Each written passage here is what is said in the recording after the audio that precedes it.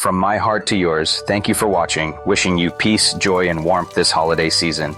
Come close and let me tell you a story. It is a story about another story, a small book that cast a very long shadow. It is about a great writer, Charles Dickens, and his most famous creation, A Christmas Carol.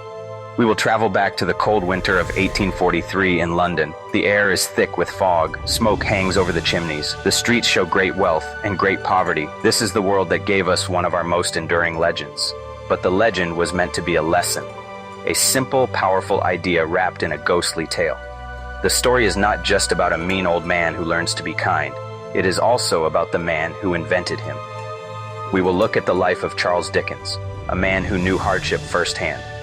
We'll walk with Ebenezer Scrooge through darkness and into the light. The tale is simple enough for a child, yet deep enough to make grown-ups think. This small book did something quite amazing. It helped shape how we think about Christmas. It reminded people the holiday was more than feasting, more than parties. It was about charity, kindness, looking after one another. The journey from legend to lasting lesson is what makes it powerful. It asks a question still important today. What does it mean to be a good person? Is it ever too late to change? So, let us begin. We'll unwrap this famous story like a present. We'll find the history, the heart, and the hope. We'll see how Dickens used imagination to entertain and to speak for those who had no voice. To understand Scrooge's tale, first meet its maker, Charles Dickens. He was a man of many selves, restless in energy, quick with humor, and deep in compassion. Charles was born in England in 1812. His early childhood seemed happy enough. His family with a little money. A bright, imaginative boy. He loved books and dreamed far away. But that comfort did not last. A sudden downturn plunged the family into poverty and despair. It scarred young Charles for life. At 12, his father landed in debtor's prison. The family collapsed under shame. To help, Charles went to work in a factory, a dark, grim place, miserable hours pasting labels on shoe-blacking pots. He felt lonely, afraid, abandoned. The factory's memory, the small, forgotten boy in a cold, uncaring world, haunted him for life. Yet that pain became the furnace that forged his genius. He never forgot how it felt to be poor and powerless. As he grew and wrote, those memories poured from his pen. He watched life unfold across sprawling London, a keen observer. He walked for hours, seeing the rich in fine carriages, and the poor packed into crowded slums. He listened to every voice, from the grandest lord to the humblest street sweeper.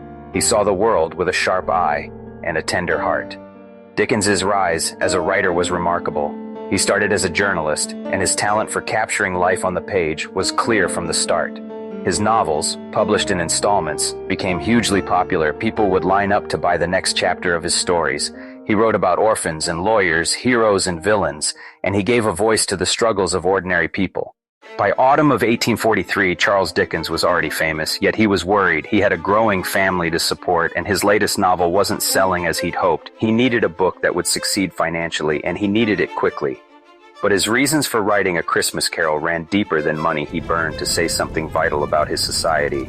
He saw a wide gulf between rich and poor, and it troubled him deeply. That year, he read a government report on children in mines and factories. What he read horrified him. Children were treated like machines, working long, dangerous hours for little pay. He first planned a fiery political pamphlet calling for change. Then a better idea struck. A simple, moving tale could touch more hearts than any dry tract. A story could make people feel, not just think. Dickens also loved Christmas. Games, food, and family from his childhood. He felt those joyful traditions were fading. He wanted to revive Christmas spirit, forgiveness, and goodwill to all. Dickens' new story begins on Christmas Eve. In London, cold and gray as a gravestone, at its center stands Ebenezer Scrooge. Scrooge is a wealthy moneylender, yet he lives like a poor man. His office stays icy. He begrudges coal for the fire. His heart is colder still. He is a squeezing, wrenching, grasping, scraping, clutching, covetous old sinner. His presence chills the air. No one greets him in the street. He sees the world only as profit and loss. To him, Christmas is a waste of time, an excuse to idle and spend what they don't have. When his cheerful nephew Fred stops by with a Merry Christmas and dinner invitation, Scrooge growls, "Bah, humbug." He cannot fathom Fred's happiness without riches. To Scrooge, happiness counts in coins, not in love or friendship. He treats his loyal clerk, Bob Cratchit, the same, grants Christmas Day off, then complains. That night, alone in his dark, empty house, a terrifying visitor arrives. It is the ghost of his old business partner, Jacob Marley, who has been dead for 7 years. Marley's ghost is a horrifying sight. He is wrapped in heavy chains made of cash boxes, keys, padlocks, ledgers. He tells Scrooge that these chains were forged by his own selfish choices, one link at a time. He has come to offer Scrooge a warning and a chance to escape the same terrible fate. Marley's ghost explains that Scrooge will be visited by 3 more spirits. These ghosts will come one by one on 3 consecutive nights. Their purpose is to show Scrooge the truth about his own life and to give him a chance to change his ways before it is too late. Scrooge is shaken and terrified by this encounter. He tries to dismiss it as a bad dream or a bit of undigested beef, but the ghost's warning hangs in the air, a chilling promise of what is to come. The first part of his strange and wonderful journey is about to begin.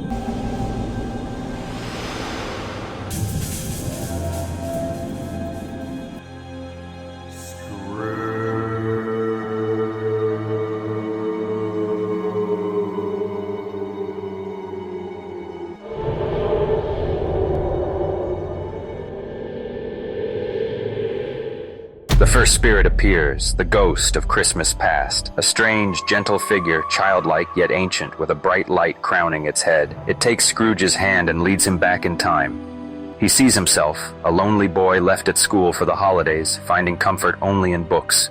He weeps for that forgotten child. Next, a happier memory. Mr. Fezziwig's joyful Christmas party. He is a young man with his fiancée, Belle. She breaks the engagement. He loves money more than her, and he lets her go. Years later, Belle is a happy wife and mother. Regret pierces Scrooge. He begs the spirit to stop and tries to extinguish its light, yet the truth of his past will not fade. Then comes the ghost of Christmas present, a huge, jolly giant with a booming laugh. He sits on a throne piled high with Christmas food. The ghost whisks Scrooge through London streets on Christmas morning. They visit Bob Cratchit's small home and its meager, joyful celebration. Tiny Tim, frail and brave, walks with a crutch, yet glows with hope. The spirit warns, if these shadows go unaltered, Tiny Tim will die. The thought pierces Scrooge's cold heart. For the first time, he feels pity. At his nephew's party, they mock him, yet the nephew defends him kindly. Before departing, the ghost reveals 2 starving children, ignorance and want. Beware them most of all. The final visitor is the ghost of Christmas yet to come. This spirit is the most frightening of all, a tall, silent phantom, completely covered in a deep black robe so that only one outstretched hand is visible. It does not speak a single word, but its silence is more terrifying than any speech. This ghost leads Scrooge into the future, a future that will happen if he does not change his ways. Scrooge sees a group of businessmen talking coldly about a rich man's death. They do not care about him. They only wonder if anyone will go to his cheap funeral. The ghost then takes Scrooge to a dark, foul part of the city. He watches as 3 people laugh as they sell the dead man's belongings. Laundress, charwoman, undertaker's man. They have stripped his very bed curtains and the shirt from his body. No one feels any sadness, only glee at profiting from his death. Scrooge is horrified. He asks the spirit to show him some emotion connected with this man's death. The ghost shows him a poor family who is relieved and happy because their cruel creditor is dead. Finally, the ghost leads Scrooge to a lonely churchyard and points toward a single gravestone. With trembling hands, Scrooge clears the name. It is his own name, Ebenezer Scrooge. He falls to his knees, utterly broken. Weeping, he begs for another chance and promises to honor Christmas in his heart and to live by the lessons of the past, the present, the future. And then he wakes up. He is in his own bed. It is Christmas morning. He is overjoyed. The spirits have done all their work in one night, and he has time to change. He sends the biggest turkey to the Cratchit family anonymously. He is reborn. A Christmas Carol is much more than just a magical ghost story. It is a powerful commentary on the social problems of Charles Dickens' time. The London he describes is a city of stark contrasts. There is immense wealth and progress, but there is also desperate poverty and suffering. Scrooge, at the beginning of the tale, represents the attitude of many wealthy Victorians who believed that the poor were simply lazy or unworthy. When 2 gentlemen ask him for a donation for the poor, he cruelly asks if there are no prisons or workhouses. These were real. The workhouses were terrible places, set up to provide food and shelter, but made deliberately harsh. Families were separated, people forced into hard, pointless labor for meager rations. Dickens saw these places as cruel and inhumane. Through Scrooge, he criticizes the cold economic logic that dehumanized the poor as a surplus population. The story also shines a light on child labor. Ignorance and want, frightening and wild, symbolize the plight of the poor. Dickens shows the consequences of neglect. Ignorance and poverty create monsters, and society will pay the price. Tiny Tim embodies innocence and vulnerability. Dickens advocates personal charity and social responsibility. The transformation of Scrooge is a call to action. A Christmas Carol arrived in December 1843. It was an instant sensation. The first printing, 6,000 copies, sold out within days by Christmas Eve.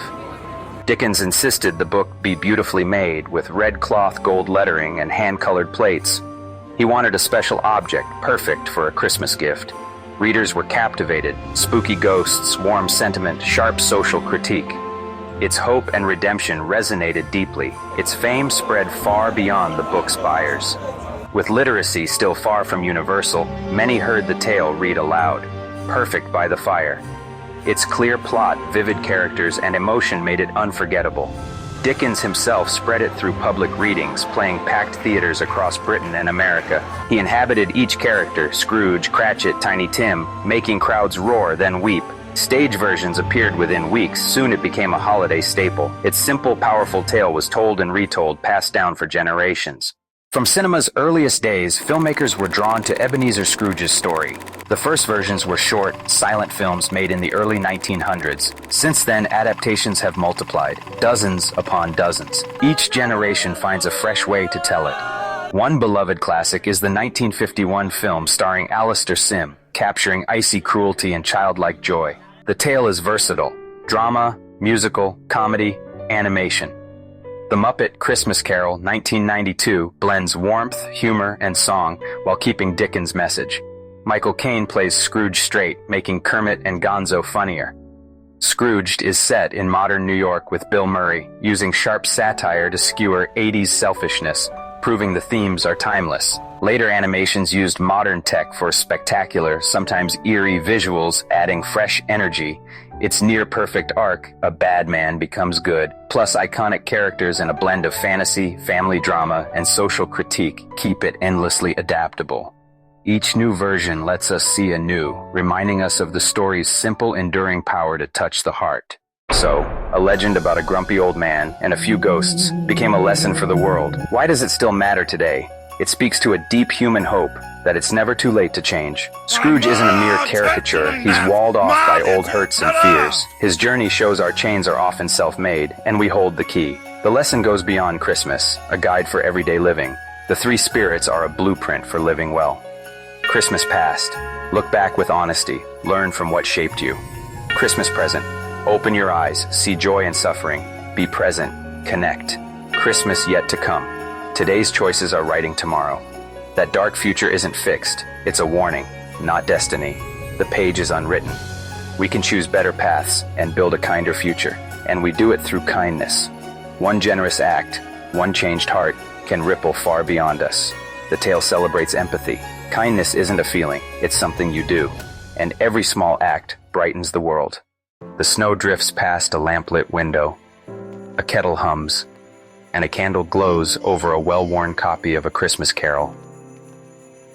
Thank you for sharing this journey with us tonight. If this story warmed you, pass the warmth along. Check on someone, give what you can, forgive where you can. Keep a little Christmas in your heart, not just today, but in the quiet days after. May you have love, light, and peace. We'd love to hear your favorite adaptation or moment in the comments. If you enjoyed this film, tap like and subscribe. Share it with a friend who needs some light. From our little workshop to yours, may your season be gentle, your table full, and your hope shiny and bright. Merry Christmas and good night from Chronicles of Mysterious Tales.